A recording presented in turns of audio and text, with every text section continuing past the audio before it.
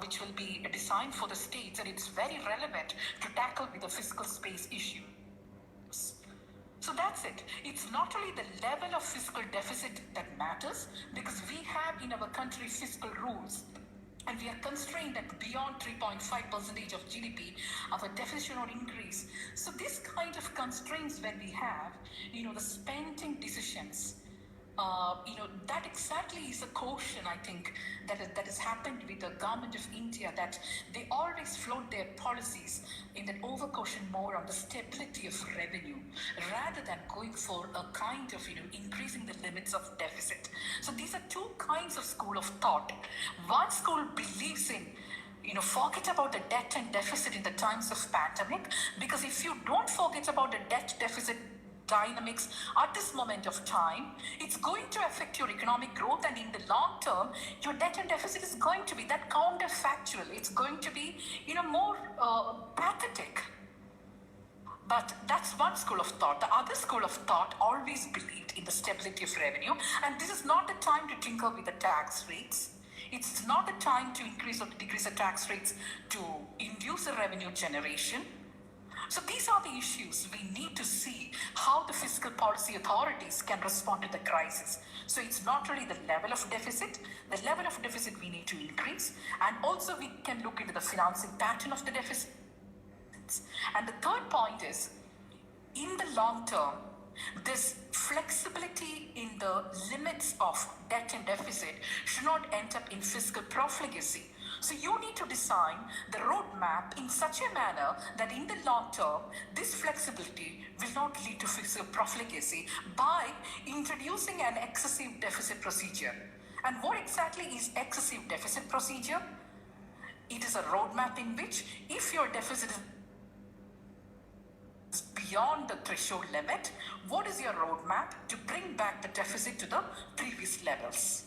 So that's a kind of a excessive deficit procedure, and that's quite relevant just to avoid the fiscal profligacy. I have written a book on fiscal consolidation, budget and macroeconomic activity, and I argued in my book to, forget about this debt deficit dynamics or its kind of constraints. In the book, what I was highlighting is that if you are worried more about the deficit, thinking that the excessive mode of the financing pattern is going to have an adverse consequence on the economy, I categorically prove that there is no clear macroeconomic consequence through bond financing, through the crowding out and all, because if you are preempting your resources to finance the fiscal deficit through infrastructure and the capital formation in the economy, it's not going to crowd out, but crowd in private corporate investment.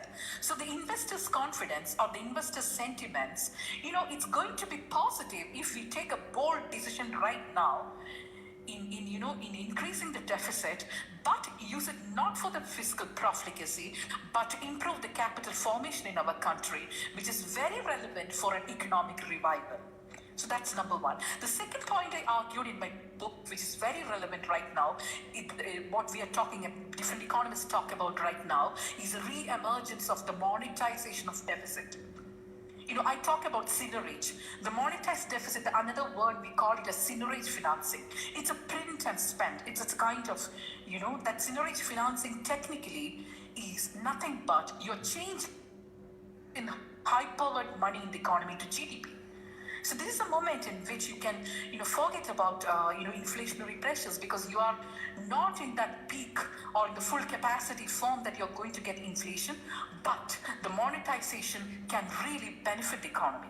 So that's the second thing which I argue in the book, and it's very relevant to the present context, and we have two paths right now. One is an unpleasant monetary arithmetic path. The other is an unpleasant fiscal arithmetic path. Unpleasant monetary arithmetic is like, fiscal policy makers have the dominance. You believe in the monetary and fiscal policy coordination rather than central bank independence, and, frame the policies to tackle the crisis.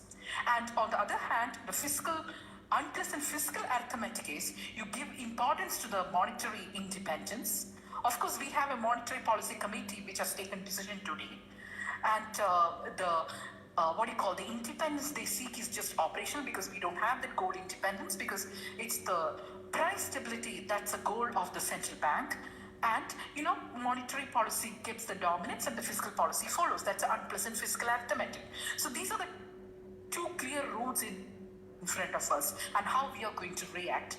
Why I'm talking about this out-of-box thing is that how our country has responded as a COVID policy response package. Even though it was announced as 20 lakh crore, it was incremental if you look at the existing demand for grants already announced in the February budget. And as I mentioned earlier, around 14 institutions have proved that it's just incremental, it's just 1% of GDP, what we have announced as an increment. The other things were existing. So this is a moment in which our country can go ahead and think about another package which is very relevant. First, to face or to tackle the public health crisis, and also to tackle the hunger, the migration crisis. For this, I hope that there will be a new package and we will be able to deal with that. Otherwise, in the life versus livelihood crisis, if you're going sequential, that giving importance to tackling with the life, and if you forget about the livelihood crisis, it's going to be a mounting humanitarian crisis. And I stop here and listen to Vijayendra Singh ji, and also the upcoming, the dynamic leader, Rocky, and I will take your questions after listening to them. And it's my privilege to be sharing the dice with the world champion Padma Shri Vijayendra Singh, and also the upcoming, the dynamic leader Rocky. And thanks again for this opportunity to talk to you. Thank you.